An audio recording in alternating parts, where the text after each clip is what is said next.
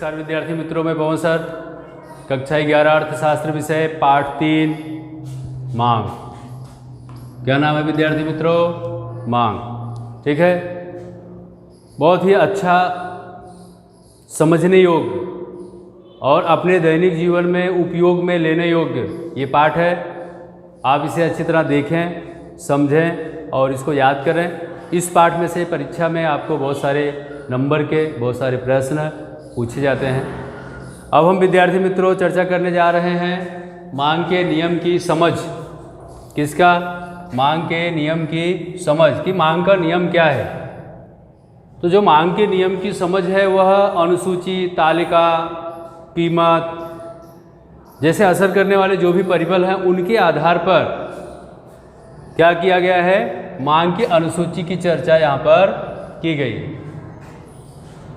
कोई एक ग्राहक की बात हो रही है, कोई एक ग्राहक निश्चित समय में अलग अलग कीमत पर वस्तु की कितनी इकाई खरीदने की तैयारी दर्शाता है। कोई एक ग्राहक निश्चित समय में अलग अलग कीमत पर, कीमत कैसी होनी चाहिए? अलग 10, 20, 30, 40, 50 रुपये ऐसी कीमत होनी चाहिए। कीमत पर वस्तु की कितनी इकाई खरीद सकता है? 10 रुपये वस्तु की कीमत है तब कितना खरीद रहा है? 20 रुपये वस्तु की कीमत है तब कितना खरीद रहा है? अथवा 50 रुपये जब वस्तु की कीमत है तब कितना खरीदता है। खरीदने की तैयारी यह प्रदर्शित करने वाले सांख्यिकीय कोष्ठक को मांग की अनुसूची कहते हैं। अब जो मांग की अनुसूची कहते हैं उसकी परिभाषा हो गई। यहाँ पर देखिए एक तालिका दिया हुआ है, दूध की कीमत रुपए में और दूध की मांग लीटर में दर्शाया गया है। दूध की कीमत रुपए में, दूध की मांग लीटर में दर्शाया गया है। देखिए तालिका में, जब दूध की कीमत 50 रुपये थी तो 1 लीटर मांग था दूध का। कीमत घटकर 50 रुपये से 40 रुपये होता है तो दूध की मांग 1 लीटर से बढ़कर 2 लीटर हो जाता है। इस तरह से जब दूध की कीमत 40 रुपये से घटकर 30 रुपये होती है तो मांग 2 लीटर से बढ़कर 3 लीटर होता है। दूध की कीमत 30 रुपये से घटकर 20 रुपये होती है तो मांग बढ़कर 3 लीटर से 4 लीटर होता है। लास्ट में विद्यार्थी मित्रों, दूध की जो कीमत है 20 रुपये से घटकर जब 10 रुपये होती है तो मांग 4 लीटर से बढ़कर 5 लीटर होता है। ये देखिए, तो इस तालिका के आधार पर हमें यहाँ पर एक आकृति के द्वारा समझना है कि मांग की नियम की समझ क्या है, उसकी अनुसूची क्या है। यहाँ पर हमने देखा कि प्रदर्शित करने वाले सांख्यिकीय, ये जो सांख्यिकीय है ये आंकड़ा शास्त्र है। आंकड़ा शास्त्र मतलब अंकों में जो हमें जानकारी प्राप्त होती है वह, उसकी हम बात कर रहे हैं। तब हम यहाँ पर देखेंगे, यहाँ पे मैंने 2 चल बनाए हैं। एक चल है यहाँ पर OX, दूसरा चल है OY। इसे हम क्षैतिज चल के नाम से जानते हैं, इसे हम ऊर्ध्व चल के नाम से जानते हैं। तो अब यहाँ पर क्या है, यहाँ पर आप देख पा रहे हैं ये O है, ये X है, ये Y है। मतलब यहाँ पर OX एक चल है, यहाँ पर एक OY चल है। इस पर मैंने दूध की मांग लीटर में दर्शाया है, 1 litre, 2 litre, 3 litre, 4 litre, 5 litre. और इस पे OY अक्ष पे मैंने दूध की कीमत रुपए में दर्शाया है, 10 रुपये, 20 रुपये, 30 रुपये, 40 रुपये और 50 रुपये। तो अब हमें इसको क्या, तालिका को इसके अंदर दर्शाना है कि जब दूध की कीमत 50 रुपये थी तो मांग कितनी थी? 1 लीटर। ये हो गया। दूसरा, जब दूध की कीमत 50 रुपये से घटकर 40 रुपये हुई तो मांग कितना हुआ? 2 लीटर।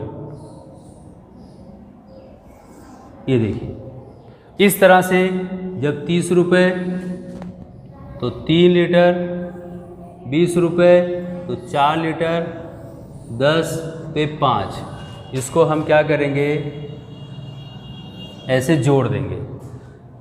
तो विद्यार्थी मित्रों, ये जो रेखा है इसका नाम है DD। क्या नाम है? DD। मतलब DD मांग रेखा है। कौन सी रेखा है? DD मांग रेखा है। आज आप देखो कल देखो, आज 11th में पढ़ रहे हो, कल 12वीं में पढ़ोगे, कॉलेज करोगे, MA, MPhil, PhD अगर आप अर्थशास्त्र विषय से करते हैं तो आज भी DD मांग रेखा है, कल भी DD मांग रेखा रहेगी और पिछले समय में भी DD मांग रेखा थी। इसमें कोई भी परिवर्तन आपको देखने को मिलेगा नहीं। इस चीज़ को आप ध्यान करके रख लीजिए। अब यहाँ पर A, B, C, D और E लिखा है मैंने, तो अब इसको थोड़ा सा समझना है। क्या समझना है कि जब दूध की कीमत 50 रुपये थी तो दूध की मांग 1 लीटर था, जहाँ संयोजन A प्राप्त होता है। क्या प्राप्त हुआ? A। इस तरह से दूध की कीमत 50 रुपये से घटकर 40 रुपये हुई तो दूध की मांग बढ़कर 1 लीटर से 2 लीटर हुआ, जहाँ संयोजन B प्राप्त हुआ। दूध की कीमत 40 रुपये से घटकर 30 रुपये होती है और दूध का मांग 2 लीटर से बढ़कर 3 लीटर होता है, जहां संयोजन C प्राप्त होता है। इस तरह से विद्यार्थी मित्रों, दूध की कीमत 30 रुपये से घटकर 20 रुपये जब होती है तो दूध का मांग 3 लीटर से बढ़कर 4 लीटर होता है, जहां संयोजन D प्राप्त होता है।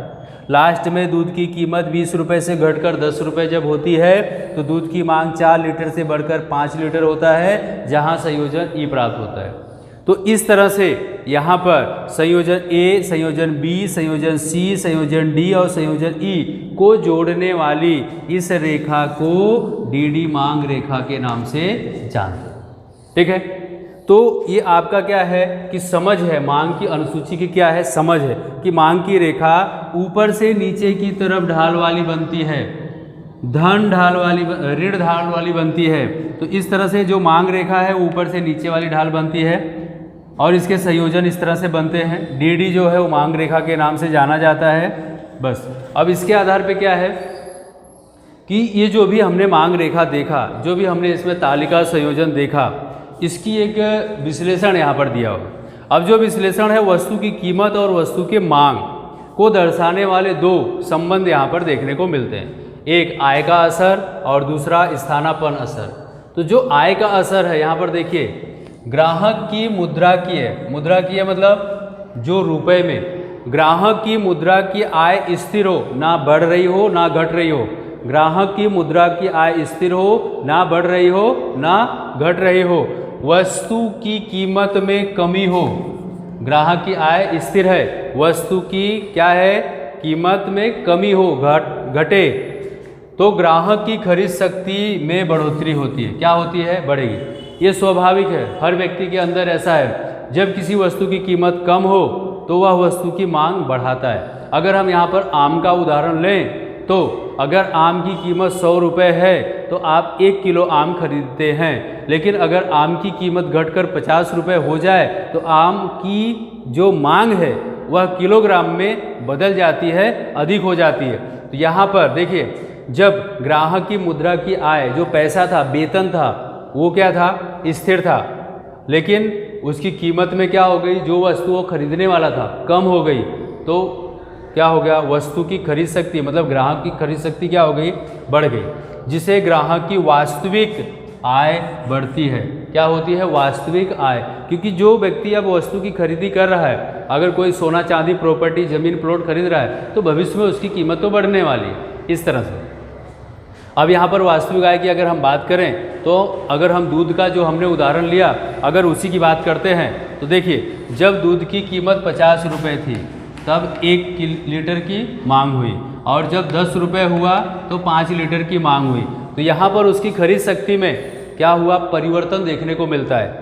क्या हुआ, परिवर्तन देखने को मिलता है। 50 रुपये के भाव से 1 लीटर, 10 रुपये के भाव से 5 लीटर, यहाँ पर आय का असर देखने को मिलता है। आय में कोई परिवर्तन नहीं, वस्तु की कीमत घटने से वस्तु की मांग बढ़ती है। दूसरा पॉइंट है स्थानापन्न असर। स्थानापन्न असर मतलब किसी एक मूल वस्तु की कीमत में कमी हो, किसी एक मूल वस्तु में मतलब अपने यहाँ पर एक साधारण पेंट ले लेते हैं, साधारण पेंट एक यहाँ पे हमने उदाहरण में लिया, ठीक है। तो किसी एक मूल वस्तु की कीमत में कमी हो तो उसकी स्थानापन्न वस्तु की तुलना में, स्थानापन्न वस्तु मतलब यहाँ पे हम ले लेते हैं जीन्स का पैंट, किसका पैंट है? जीन्स का पैंट। ये हो गया, दूसरा ये हो गया। ठीक है, ये जो है ये मूल वस्तु है और ये उसके बदले में है। ठीक है, ये क्या है? बदले में। फिर से एक बार देखते हैं। किसी एक मूल वस्तु क्या है? साधारण पैंट की कीमत में कमी हो तो उसकी स्थानापन्न मतलब जीन्स का पैंट की तुलना में यह वस्तु सस्ती लगती है। क्या लगेगी? सस्ती लगती है। इसलिए ग्राहक स्थानापन्न वस्तु की मांग कम करके, स्थानापन्न वस्तु की क्या करता है? मांग कम करके मूल वस्तु की मांग बढ़ा देता है, जिसे स्थानापन्न असर कहते हैं। मतलब आप ग्राहक हो, आप एक दुकान पर जाते हैं, साधारण पैंट की कीमत 1000 रुपये, तो आप बोलते हो कि नहीं मुझे जीन्स का पैंट दिखाइए, और जब जीन्स का पैंट है उसकी कीमत कितनी है? 800 रुपये। तो अब आपके दिमाग में ऐसा था कि जीन्स का पैंट जो है वह महंगा होगा, लेकिन आपके आय के आधार पर आपने जो भी तुलना की उसके आधार पर आपको क्या लगा? स्थानापन्न वस्तु मतलब जीन्स का पैंट जो है वह मूल वस्तु मतलब जो साधारण पैंट है उसकी तुलना में आपको सस्ता लग रहा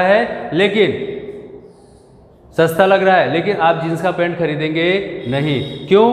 क्योंकि जो साधारण पैंट है वह पहले से ब्रांडेड है, महंगा है। ठीक है, आप साधारण पैंट की खरीदी करते हैं। तो इस तरह से विद्यार्थी मित्रों, यहाँ पर हमने मांग के नियम की समझ में आय का असर और स्थानापन्न असर के साथ साथ उसकी मांग की तालिका और आकृति भी हमने देखी, समझी। धन्यवाद।